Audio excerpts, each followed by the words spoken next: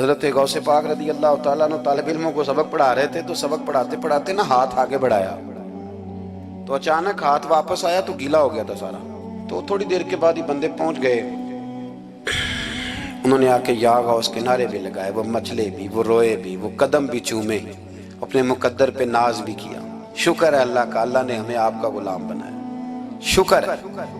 تو طالب علموں نے پوچھا ہوا کیا؟ کہنے لگے کشتی میں بیٹھے تھے تو ڈوبنے لگی تھی۔ ایک تاجر تھا تو ملک شام جاتا تھا اکثر تجارت کرنے کے لیے، مال کما کے لاتا، غریبوں کی بھی مدد کرتا۔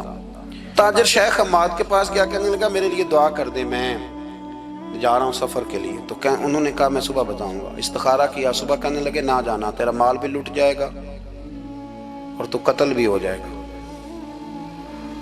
وہ بڑا پریشان ہوا، حضور غوث پاک کے پاس گیا، کہنے لگا حضور، اور جب میری آنکھ کھلی تو میں اسی وقت ہی رخت سفر باندھا، سر پٹ گھوڑے دڑائے، کچھ رات کو کچھ دن کو، سویرے بغداد پہنچ گیا۔ کہتے خیال تھا کہ پہلے غوث پاک کے پاس جاؤں گا، لیکن پہلے شیخ حماد سے ملاقات ہو گئی۔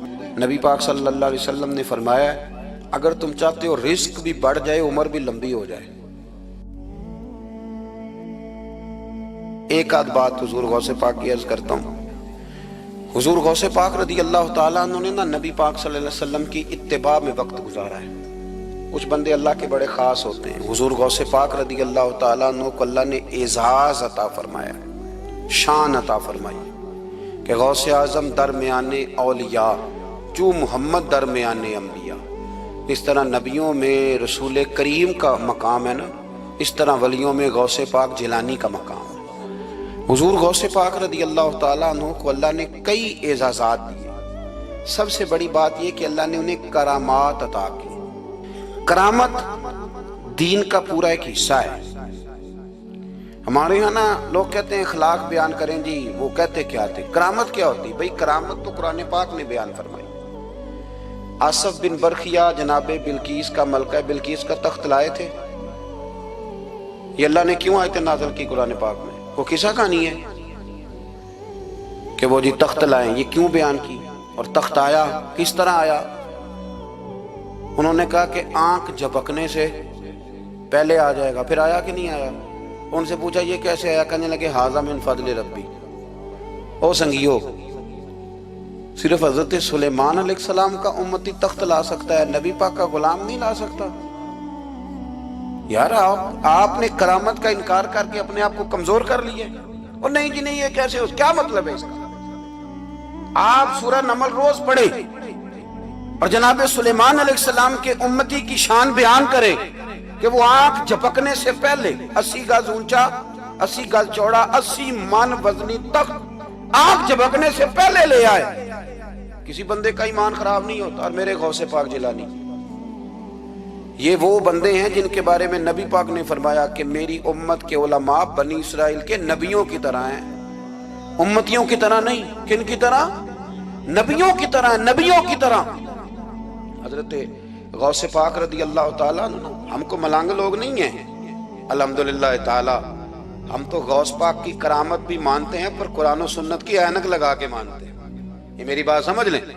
حضرت غوث پاک رضی اللہ تعالیٰ عنہ طالب علموں کو سبق پڑھا رہے تھے، تو سبق پڑھاتے پڑھاتے نا ہاتھ آگے بڑھایا تو اچانک ہاتھ واپس آیا تو گیلا ہو گیا تھا سارا۔ تو شاگرد بھی بڑے سیانے ہوتے ہیں، انہوں نے سبق چھوڑ دیا، استاد جی کے گیلے بازو کو دیکھنا شروع کیا۔ حضور یہ کیا ہے؟ تو غوث پاک بھی غوث پاک تھے۔ ہر بندے کا ہاضمہ اتنا اچھا نہیں ہوتا کہ اس کو ہر بات ہضم ہو جائے، کئیوں کو بد ہضمی بھی بڑی سخت ہوتی ہے، کھٹے کھٹے ڈکار آتے ہیں بات سن کے، کانوں سے دھواں بھی نکلتا ہے کئی دفعہ۔ تو انہوں نے پوچھ لیا فٹافٹ کہ حضور یہ کیا ہوا؟ تو غوث پاک کو پتا تھا کہ سب کا ہاضمہ ٹھیک ہے۔ میاں صاحب نے بھی کہا تھا خاصاں دی گلامہ آگے نہیں مناسب کرنی۔ اگلا شعر میں نہیں یہ پڑھنا کیونکہ زیادہ ڈاڈ ہے تو میں ادھر ہی رہتا ہوں، اتنا ہی کافی ہے کہ خاصاں دی گلامہ آگے نہیں مناسب کرنی۔ انہوں نے کہا حضور یہ کیا ہے؟ تو آپ فرمانے لگے تمہارے والی بات نہیں۔ اللہ اکبر۔ ابھی سبق پورا ہو رہا تھا تو بندے دوڑے دوڑے آ گئے اور انہوں نے نعرے لگانے شروع، یا غوث یا غوث یا غوث۔ لوگ کہتے ہیں غوث پاک سے ملتا نہیں، میں کہ ٹھیک ہے انہوں نہیں نہ ملیا، جنہوں ملیا اس تے رولا پانا نہ بڑا ملیا ہے بڑا ملیا ہے بڑا ملیا، اپنا اپنا معاملہ نا۔ کسی نے کہا حضور کچھ نہیں دیتے، تو کسی نے کہا میرے کریم سے گر قطرہ کسی نے مانگا، دریا بہا دیے، در بے بہا دیے، جس کو ملا ہے وہ تو شور کرے گا۔ تو تھوڑی دیر کے بعد ہی بندے پہنچ گئے، انہوں نے آ کے یا غوث کے نعرے بھی لگائے، وہ مچلے بھی، وہ روئے بھی، وہ قدم بھی چومے، اپنے مقدر پہ ناز بھی کیا۔ شکر ہے اللہ کا، اللہ نے ہمیں آپ کا غلام بنایا، شکر ہے۔ تو طالب علموں نے پوچھا ہوا کیا؟ کہنے لگے کشتی میں بیٹھے تھے تو ڈوبنے لگی تھی، تو ہم نے کہا کہ ہم تو غوث پاک کے ماننے والے ہیں، تو پھر حضور غوث اعظم کا دست مبارک نمودار ہوا ہے اور کشتی کو پکڑ کے کنارے لگا دیا ہے، کشتی کو پکڑ کے کنارے لگا دیا ہے۔ ایک قریب کہنے لگا یہ کیسے ہو سکتا ہے؟ تو دوسرا اس کی کمر پہ تھپکے دے کے کہنے لگا ویسے ہی ہو سکتا ہے جیسے آصف بن برقیہ کے ذات ہوا تھا، بالکل ویسے ہی ہو سکتا ہے۔ سیدنا غوث اعظم کی کرامات اتنی متواتر کے ساتھ ہیں کہ ملا علی قاری فرماتے اتنی تو کرامتیں سنی نہیں اتنی غوث پاک کو اللہ نے عطا فرمائی۔ رب کریم نے انہیں درجہ دیا، وقار دیا، ان کی دعاؤں کو قبولیت دی، اللہ نے انہیں اعزاز کے ساتھ نوازا، اللہ نے ان پر فضل فرمایا۔ ایک تاجر تھا تو ملک شام جاتا تھا اکثر تجارت کرنے کے لیے، مال کما کے لاتا، غریبوں کی بھی مدد کرتا، مدارس کی، مساجد کی، سب جگہ جہاں دین کی ضرورت ہوتی پہنچتا۔ ایک بغداد میں اور درویش بھی گزرے جن کا نام شیخ حماد ہے، وہ بھی بڑے درویش تھے۔ وہ تاجر شیخ حماد کے پاس گیا، کہنے لگا میرے لیے دعا کر دے، میں جا رہا ہوں سفر کے لیے۔ تو انہوں نے کہا میں صبح بتاؤں گا۔ استخارہ کیا، صبح کہنے لگے نہ جانا، تیرا مال بھی لٹ جائے گا اور تو قتل بھی ہو جائے گا۔ وہ بڑا پریشان ہوا، حضور غوث پاک کے پاس گیا، کہنے لگا حضور وہاں بھی میں نے کہلا بھیج دیا ہے، سامان میرا پڑا ہے، جاؤں گا نہیں، پیمنٹ نہیں کروں گا، ملے گا نہیں تو خسارہ ہو جائے گا، مہربانی فرمائے۔ غوث پاک نے مراقبہ کیا، فرمایا تو جا اللہ خیر کرے گا، تو جا اللہ خیر کرے گا۔ مرید کا عمل کے یقین، پیر کا عمل کے یقین، چلے آپ فیصلہ کر لیں تو میں آگے بڑھتا ہوں۔ حضرت غوث اعظم رضی اللہ تعالیٰ عنہ نے مرید سے کہا تو جا اور اللہ خیر کرے گا۔ وہ گیا، کہتے میں نے پیمنٹ کی، مال لیا، واپس آیا، گھوڑوں کا سفر تھا، رستے میں رات کو ایک جگہ سویا، خواب دیکھتا ہوں، خواب میں ڈاکو آ گئے، انہوں نے پہلے مال لوٹا پھر مجھے قتل کیا، اور جب میرے گردن پہ انہوں نے خنجر چلائی، خواب دیکھ رہا ہوں تو میری فٹافٹ آنکھ کھل گئی، اور جب میری آنکھ کھلی تو میں اسی وقت ہی رخت سفر باندھا، سر پٹ گھوڑے دڑائے، کچھ رات کو کچھ دن کو، سویرے بغداد پہنچ گیا۔ کہتے خیال تھا کہ پہلے غوث پاک کے پاس جاؤں گا، لیکن پہلے شیخ حماد سے ملاقات ہوگی۔ میرا چہرہ دیکھا، پریشان تو دیکھ کے مسکرائے، فرمانے لگے بھی تیرا پیر بڑا شاندار ہے، تیرا پیر بڑا شاندار ہے۔ وہ کام جو حقیقت میں ہونا تھا نا، حقیقت میں انہوں نے دعا کی ہے تو رب کریم نے اسے خواب بنا دیا ہے۔ ان کی دعا کی برکت سے اللہ نے اسے، اب میں بات مضبوط کرنا چاہتا ہوں تو میں ایک حدیث پاک بھی پڑھ دوں۔ لوگ کہیں گے جی مرنے والا بھی بچ جاتا ہے، عمر بھی بڑھ جاتی ہے۔ مشکات کی حدیث ہے، ترمذی میں بھی موجود ہے، نبی پاک صلی اللہ علیہ وسلم نے فرمایا ہے اگر تم چاہتے ہو رزق بھی بڑھ جائے، عمر بھی لمبی ہو جائے، تو اپنے رشتہ داروں سے اچھا سلوک کرو۔ اس کا مطلب ہے کہ عمر بڑھ جاتی ہے، موت کچھ وقت کے لیے ٹل بھی جاتی ہے۔ حضور غوث پاک کو اللہ نے بڑا اعزاز دیا، بڑی کرامات دی۔ آپ فرمایا کرتے تھے میں نے 40 سال اپنے رب کو راضی کیا ہے مصلی پہ بیٹھ کے۔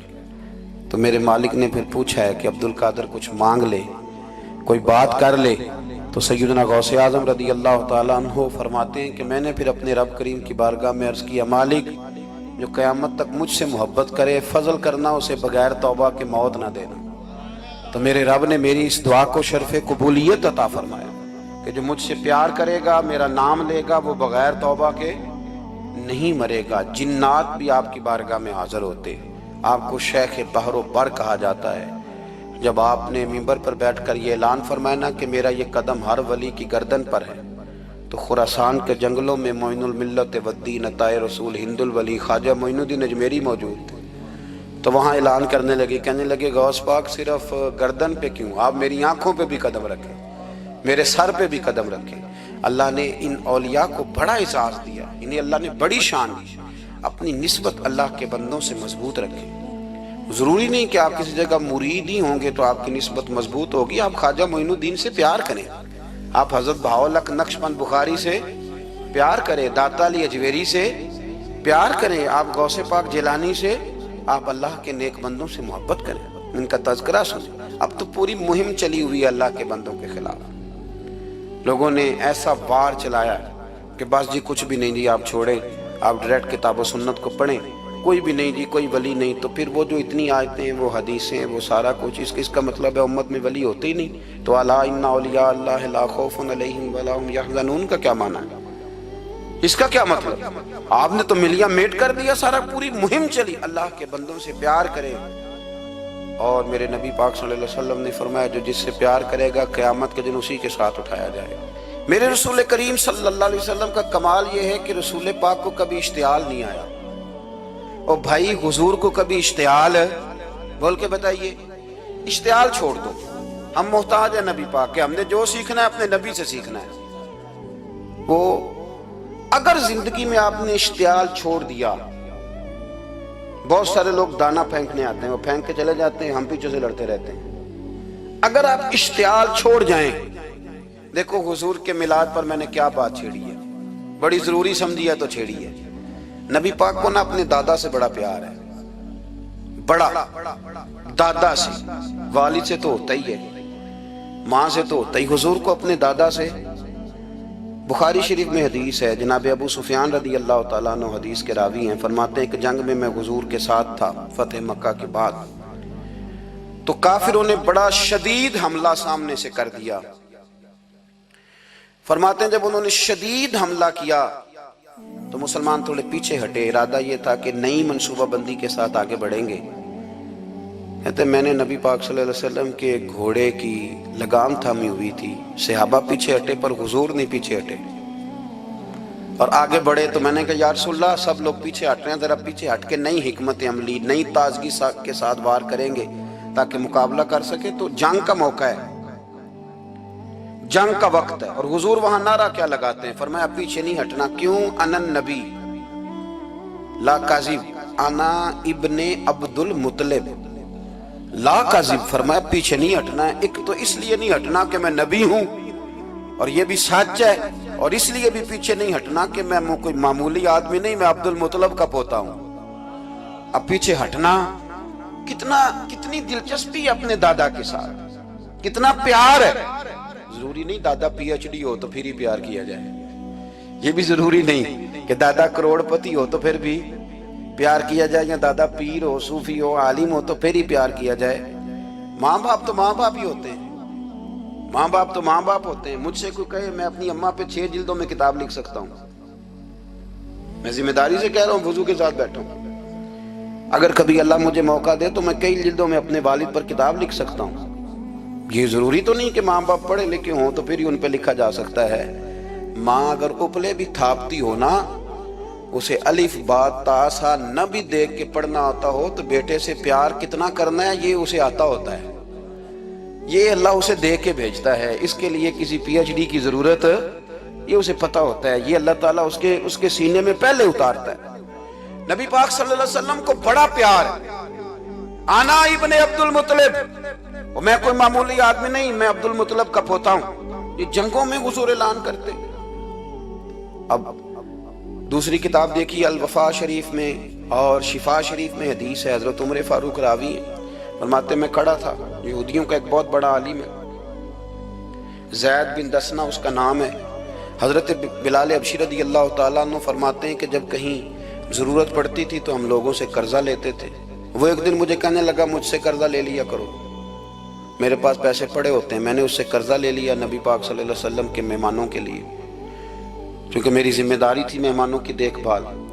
آپ فرماتے ہیں کہ ابھی اس کے حضرت عمر فرماتے ہیں کہ وعدے میں 3 دن باقی تھے، میں حضور کے ساتھ تھا۔ وہ عالم تھا یہودیوں کا، تورات جانتا تھا، تو چوک میں اس نے کھڑا کر لیا اور کھڑا کر کے کہنے لگا نبی کریم صلی اللہ علیہ وسلم سے کہ میرے پیسے دیں۔ تو حضور صلی اللہ علیہ وسلم نے فرمایا کہ ابھی تو 3 دن باقی ہیں وعدے میں، انشاءاللہ وعدے پہ دے دیں گے۔ میں نے جو مضمون چھیڑا ہے وہ میں نے مکمل کرنا ہے، آپ میری بات پہ توجہ کرنا۔ میں کہہ چکا ہوں کہ حضور کو دادا سے بڑا ہی پیار ہے۔ اب وہ یہودیوں کا عالم کیا کہتا ہے نبی پاک کو؟ ताना किस तरह देता है, माज अल्लाह सुम्मा माज अल्लाह, नकले कुफर कुफर न बाशा। जब हुजूर ने कहा ना अभी 3 दिन बाकी हैं, तो कहने लगा जी माज अल्लाह सुम्मा माज अल्लाह, फिर माज अल्लाह, करोड़ दफा माज अल्लाह। कहने लगा जी अब्दुल मुत्तलब की औलाद का तरीका ये है, पैसे ले लेते हैं फिर वापस नहीं करते। है ना इश्तियाल वाली बात। यानी वैसे ही आप किसी को कहें कि तेरे दादे की औलाद शादी का तरीका ही वो गर्म हो जाएगा। और अगर ये कह दिया जाए उस जात के बारे में जिससे आप प्यार भी इश्क की हद तक करते हो, तो अब थप्पड़ तो बनते हैं ना 4, अब डंडा तो बनता है ना। लेकिन मेरे नबी पाक इश्तियाल में नहीं आते थे, मिजाज नहीं था रसूल करीम का। नबी करीम सल्लल्लाहु ताला अलैहि वसल्लम इतनी बड़ी बात कर दी कि हजरत उमर कहते हैं मैंने यूं करके तलवार पे हाथ रखा, निकाल ली नियाम से बाहर, गर्दन उड़ाऊंगा इस गुस्ताख की। रसूल करीम ने फरमाया उमर ये तू क्या कर रहा है, तेरे तो जिम्मे ये था कि तू उसे नरमी का कहता और मुझे पैसे देने का कहता। अब इस तरह कर, इसे फलां जगह ले जा, वहां खजूरें पड़ी हैं तोल के दे दे, चल 2 किलो ज्यादा भी दे देना। तो उमर फारूक रदी अल्लाह ताला अन्हु कहते हैं मैंने कहा हुजूर ज्यादा किस बात की, मैं तो पूरी भी जरा नाप तोल के दूंगा। और एहतियात से किस बात की ज्यादा, इस नालायक को ज्यादा दूं? हुजूर फरमाने लगे ज्यादा इसलिए देनी है कि तूने इसे डांटा है, तूने तलवार दिखाई है, अब 2-3 किलो ज्यादा देनी। हजरत उमर कहते हैं मैं ले गया और मैंने 2-3 किलो खजूरें ज्यादा दी, पर वो मेरे अंदर जो उसके बारे में कोफ्त थी वो जाती नहीं थी। मेरा दिल करता था काट डालूं इसे। और जब मैंने दे ली ना तो मेरे करीब आया, मेरे घुटने पे हाथ रखा। आंसू बड़े कीमती होते हैं, एक कभी निकलते हैं। कहते हैं जब मेरे घुटने पे उसने हाथ रखा तो वो यहूदियों का आलिम रो पड़ा। कहने लगा उमर तेरा क्या ख्याल है कि मैं बिला वजह ये मैंने बात कर दी? कहा नहीं, तू रोता क्यों है, पहले बेदबी करता है अब रोता है। तो कहने लगा उमर मैं कोई मामूली आदमी नहीं, मैं पढ़ा लिखा बंदा हूँ, मामूली होता तो जल्दी मान जाता। मैं तौरात का, इंजील का, ज़बूर का आलिम हूँ। मैंने आखिरी नबी की सारी सिफतें अपनी किताबों में पढ़ी हैं। मैंने सारी बातें छुप छुप के नबी पाक में देख ली थी। एक बात मैंने हुजूर की आजमानी थी अभी, वो ये था कि नबी पाक के सामने जितनी भी जहालत करोगे ना, अल्लाह के रसूल का हिल्म उस पर गालिब आ जाएगा, हुजूर का सब्र उस पर गालिब आएगा। मैंने ना आज वो आजमाना था और मैंने ना साजिश करके बिलाल को पैसे दिए थे और मैंने साजिश करके 3 दिन पहले मांगे थे। पर उमर तुझे मुबारक हो, मैंने तो आजमा के माना है, तू बगैर आजमाए मोहम्मद अरबी का गुलाम बन गया है। अब ले जा, मुझे माफी भी दिला और नबी पाक सल्लल्लाहु अलैहि वसल्लम की गुलामी भी मेरे लिए, इस सनद पे भी तू मेरे साथ शामिल हो। जिंदगी में इश्तियाल ना अपने आप को आने दे। लोग दुनिया में बातें करने आए हैं और बातें करने वाले रह जाया करते हैं। बातें करने वाले, मेरी बात की समझ आ रही है, और काम करने वाले वो कर जाते हैं। अगर आप बातों पे आप वक्त गुजारेंगे तो रह गए। इश्तियाल, वकीलों को भी यहाँ इश्तियाल आता है, यहाँ डॉक्टरों को भी इश्तियाल आता है, यहाँ फलाने को भी इश्तियाल आता है, यहाँ भैया आप किस चक्कर में पड़ गए? अगर आपको इश्तियाल ही आना है, आप देखें ना अहले ताइफ ने नबी पाक के साथ क्या किया। तारीख में ना कुछ अल्फाज ऐसे हैं जो पढ़े नहीं जाते। जब उन्होंने कहा कि माज़अल्लाह आप नबी हैं जो दरवाजा दरवाजा घूम रहे हैं, आप नबी हैं जिनके साथ लश्कर ही कोई नहीं, पैसे ही कोई नहीं, आप हैं, इतने सख्त जुमले, फिर पत्थर भी मारे। इश्तियाल तो 1.5 मिनट में आ जाता बंदे को, और हमारे यहाँ तो रह भी सिर्फ इश्तियाल ही है, सिर्फ इश्तियाल ही है। जिसको देखो उसे इश्तियाल है, इधर भी लड़ाई, उधर भी दंगा, उधर भी फसाद। भैया आप छोड़े। रसूल करीम अलैहिस्सलाम को हजरत ज़ैद बिन हारिसा ने कहा हुजूर दुआ करेंगे तबाह हो जाए। नबी पाक ने फरमाया, लफ्ज़ हदीस के फरमाया लम उबअसु लआनन, पर मैं को ताने देने वाला बन के आया हूं। मैं को वो हूं जो ताना जनी करूंगा, बद्दुआ दूंगा उन्हें। फरमाया इन्नमा बुइस्तु हादियन व रहमा, फरमाया मैं तो रहमत बन के आया हूं और लोगों को हिदायत का रास्ता दिखाने के लिए आया हूं। जिंदगी में कभी भी इश्तियाल। एक बात और करनी है आपसे, उस पर भी आपने खास तवज्जो करनी है, जो हमारे लिए सरकार की मोहताजी में से खैरात हमने लेनी है। वो ये है कि नबी पाक सल्लल्लाहु अलैहि वसल्लम को ना कुरान मजीद ने हरीस कहा। अल्लाह अकबर। यहां शायद आप मुझे कह दें तो मैं नाराज हो जाऊं, لیکن قرآن نے کہا حریص علیکم بالمؤمنین رؤوف الرحیم۔ اللہ کرے کہ ہم قرآن کے الفاظ پر غور کریں۔ حریص علیکم، اے میرے محبوب کے غلاموں، نبی پاک صلی اللہ علیہ وسلم نا تم پر حریص ہیں، یعنی تمہاری بھلائی چاہنے میں جلدی کرتے ہیں، تمہاری بھلائی چاہنے میں۔ یہ ایسے الفاظ ہیں کہ اس سے بڑھ کر میں ان کا معنی نہیں کر سکتا، اگرچہ علماء تفسیر نے حریص علیکم کے کئی معنی بیان فرمایا محبوب کو جلدی ہے۔ بیٹا بھی اماں سے کہتا ہے اماں آہستہ آہستہ ہی میری ترقی ہوگی نا۔ اب مرید بھی پیر صاحب سے کہتا ہے حضرت صاحب ہوں میں شروع کرتے لئیے سویرے اٹھتے پہنا تے اے میں ہولی ہولی کر کے داڑھی، مجھے تو خیر بہت سارے کہتے ہیں، اس لیے ایک میرے سنگی ہیں اللہ تعالیٰ انہیں جزائے خیر دے، وہ جنوبی پنجاب سے ہیں تو وہ سرائکی ہیں۔ اب ہمیں اللہ نے یہ اعزاز دیا ہوتا ہے کہ ہمارے پاس ہر زبان کا بندہ ہوتا ہے، اس لیے کئی دفعہ اپنی زبان بھی گڈ مڈ ہو جاتی ہے، کیونکہ سب سے بات کرنی ہوتی ہے نا جی۔ تو مجھے کہنے لگے ایک دن فون کر کے پیر صاحب مبارک ہو گئے۔ میں نے کہا جی خیر مبارک، کیا ہوا؟ کہنے میں ان چھوٹی چھوٹی داڑھی رکھ لئی اللہ دے فضل نہ۔ میں کہا چلو میں تیری مبارک قبول کرتی تو مہربانی کری انہوں کھاد شاد باندھا رہی تاکہ تھوڑی بڑی بھی ہو ہی جائے کہ مبارک ہوئے۔ میں چھوٹی چھوٹی، میں کہا چلو اللہ کریم خیر کرے گا بڑی بھی ہو جائے، حالانکہ داڑھی کا کوئی وزن ہی نہیں ہوتا، کیا ہوتا ہے نہ چھوٹی کا نہ بڑی کا، اللہ سمجھنے کی توفیق عطا فرمائے۔ باہر کہ جو بات عرض کرنی ہے اس کی طرف آتا ہوں آپ حضرات سے۔ حریص علیکم، بھئی ہر بندہ کہتا ہے میں آہستہ آہستہ چلوں گا، لیکن نبی پاک صلی اللہ تعالیٰ علیہ وسلم نے شوق رکھتے میری امت کو جلدی سے خیر ملے، جلدی سے۔ آپ دیکھیں نا ہم نے نا اصل میں سنی تقریریں، سنانے والوں نے سنا دیں، بس وہ ٹھیک ہے ایک نظام ہے، لیکن کبھی کبھی نا ہم الجھ جاتے ہیں، اڑ جاتے ہیں کہ یار ایسے بھی ہوتا ہے۔ نبی پاک جلدی کرتے ہیں اپنی امت کو خیر دینے میں، جلدی۔ حضرت ابو ہریرہ نے حافظہ مانگا تو فٹافٹ دیا حضور۔ حضرت جابر ابن عبداللہ نے کہا حضور گھر میں غربت ہے تو فرمایا 1 کلو لے جا، کھول کے نہ دیکھنا کھجوریں، کھاتا رہنا ختم کوئی نہیں ہوگا۔ جس نے جو مانگا نا جو ذرا جلدی کر کے، مرنا ہے پھر قبر میں جانا ہے، پھر قیامت تک قبر میں لیٹنا ہے، پھر قبر سے اٹھنا ہے۔ وَإِذَا الْقُبُورُ بُعْثِرَتْ عَلِمَتْ نَفْسٌ مَا قَدَّمَتْ وَأَخَّرَتْ، پھر وہاں سے اٹھ کے حساب دینا ہے، حساب کے بعد جنت دوزخ کا فیصلہ ہونا ہے۔ اور میرے نبی پاک صلی اللہ علیہ وسلم کو بڑا شوق ہے امت جلدی جلدی جنت میں جائے، لہذا فرمایا ابو بکر تو بھی جنتی ہے۔ حضور وہ قبر، وہ اٹھنا، وہ حساب کتاب، فرمایا میں جانوں اللہ جانے۔ عمر تو بھی جنتی ہے، عثمان بھی جنتی ہے، علی بھی جنتی ہے، طلحہ بھی جنتی ہے، زبیر بن عوام بھی جنتی ہے، طلحہ بن عبید اللہ بھی جنتی۔ 10 بندوں کو نہ کھڑے کھڑے جنت۔ امام حسن اور حسین پیچھے کھیل رہے تھے تو پوچھ لیا کسی نے حضور یہ 10 تو جنتی ہیں، تو فرمایا جو پیچھے ہیں، تو کہا سید الشباب اہل الجنہ، یہ جنتی ہیں اور یہ جنتیوں کے سردار ہیں۔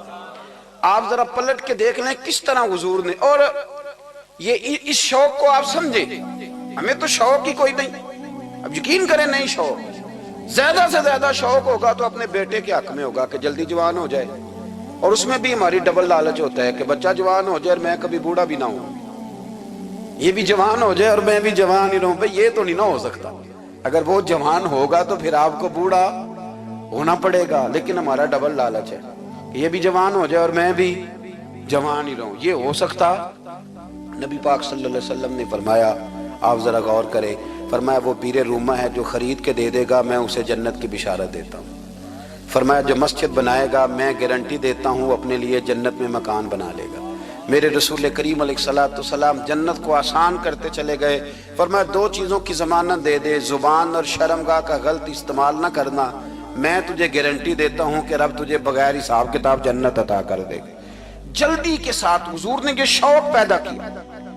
ہمارے ہاں نا ہر معاملے میں تیزی ہے، امیر راتوں رات ہونا ہے، حسین راتوں رات ہونا ہے، اور بادشاہ بھی نیک ذرا آہستہ آہستہ ہو کے کرنا ہے، آہستہ آہستہ آہستہ آہستہ۔ اور تو ہر ویلے مسیطے بہ رہنا ہے تے اور کتے بھئی ہے جی، بھئی مسجد اللہ کا گھر ہے تیرے گھر بیٹھتے تو 2-3 دن زیادہ بیٹھتے، تو نے کہنا تھا کوئی اور کام بھی کریا کر، اللہ کے گھر بیٹھے ہیں تو یہاں بھی تجھے اعتراض ہے، کدھر جا کے بیٹھے، کدھر بیٹھے جا کے؟ ہمارا ایک پیر بھائی تھا، اللہ اکبر، تو حضرت صاحب کے پاس آ کے نا کسی نے شکایت لگائی اس کی کہ اس کے گھر والے کہتے ہیں دیار والے پیران کو لے بیٹھا رہنا ہے، تو سب ہنس پہ فرمان لگے، ایک باری پھر گل کری، کہتا جو کہتے ہیں ہر وقت پیروں کے پاس بیٹھ رہتا، فرمایا یار بڑا مزہ ہے، ایک باری پھر کری۔ تو وہ جب حضرت صاحب کو مزہ آتا تھا تو ہمیں مفت میں ہی آنا شروع ہو جاتا تھا۔ تو یہ تو بڑی بات ہے نا جی کہ کوئی کسی اللہ والے کے پاس بیٹھتا ہے۔ میری بات کو سمجھ لیں، جلدی کرتے رسول کریم، ہمیں بھی تھوڑی جلدی کرنی چاہیے نبی پاک کا غلام بننے۔ صحابہ نے بڑی جلدی کی، آپ یقین کریں 1 منٹ بھی دائیں بائیں نہیں، بس آج حکم آیا، آج ختم، آج ہی عمل ہوگا، کل پرسوں ترسوں کی بات کوئی نہیں۔ ساری دنیا جاتی ہے نا مدینہ شریف اور جا کے دیکھتی ہے مسجد قبلتین، 2 قبلوں والی مسجد، یار بڑا مشکل کام ہے، بڑا مشکل کام ہے۔ لوگ کہتے ہیں پہلا تسی این جاندے سو، اب یہ کہنا شروع کر دیا بڑا مشکل کام ہے۔ حضور نے 4 رکعتوں والی نماز 2 ادھر منہ کر کے پڑھائی اور پھر 2 رکھتے ہیں، اور یار مشکل ہے کام، بڑا مشکل۔ یہاں تو میرے بھائی پگڑی کا سٹائل بدل ناراض ہو جاتے، اور میرے رسول کریم صلی اللہ علیہ وسلم نے کعبے کا رخ ہی پھیر لیا تو سلام کے بعد صحابہ نے سوال نہیں کیا۔ کسی نے پوچھا کل تم نے 2 ادھر پڑھی تھی، آج 2 ادھر پڑھی، انہوں نے کہا ہم نے قبلہ نہیں دیکھا، ہم نے تو یہ دیکھا امام کدھر جا رہا ہے۔ حاجیو آؤ شہنشاہ کا روضہ دیکھو، کعبہ تو دیکھ چکے، اب کعبے کا بھی کعبہ دیکھو۔ جلدی کریں، وقت بڑا تھوڑا ہے، بیماری فٹافٹ آ جاتی ہے، کچھ پتہ نہیں چلتا، کمزوری فٹافٹ آ جاتی ہے، کچھ پتہ نہیں چلتا، بہت سارے حالات ہیں جو جلدی خراب ہو جاتا۔ نبی پاک صلی اللہ تعالی علیہ وسلم نے نا اپنی امت کو بڑی ساری خیر اللہ سے لے کے دی، ہمارا دین بڑی جلدی مکمل ہوا، 23 سالوں میں مکمل دین حضور نے ہمیں عطا فرمایا۔ اور پھر ایک اور مزے کی اور لطف کی بات یہ کہ ایک ہے کہ جنگیں بھی ہو رہی ہیں، ہم کہتے ہیں جی آرام سے بیٹھیں گے تو دین کی بات کریں گے، جنگیں بھی جاری ہیں، بدر ہے، احد ہے، آخر دم تک۔ جس دن سرکار کا وصال ہوا اس دن بھی نبی پاک صلی اللہ علیہ وسلم نے لشکر روانہ کیا، اس دن بھی لشکر روانہ کیا، جنگیں بھی ہو رہی ہیں، اور ساتھ ساتھ رسول پاک نماز، عبادت، تہجد، مسواک، شریعت، دین، تقوی، پرہیزگاری، ان ساری باتوں کا درس بھی بیان فرما رہے ہیں۔ ہم کہتے ہیں جی وہ فلانے حالات ٹھیک ہو جائیں گے کاروباری تو پھر میں مسجد ہوں، بھئی حالت جنگ میں بھی جنگ بھی چلتی رہتی تھی، تہجد بھی چلتی رہتی تھی، وہاں یہ حال تھا کہ وہاں پریشانی بھی چلتی رہتی تھی اور درود و سلام بھی چلتا رہتا تھا۔ میرے رسول کریم صلی اللہ علیہ وسلم کے غلاموں، اپنے زندگی میں ناکام وہ لوگ وہ جنہوں نے وقت ضائع کیا، وقت نہیں ضائع کیا۔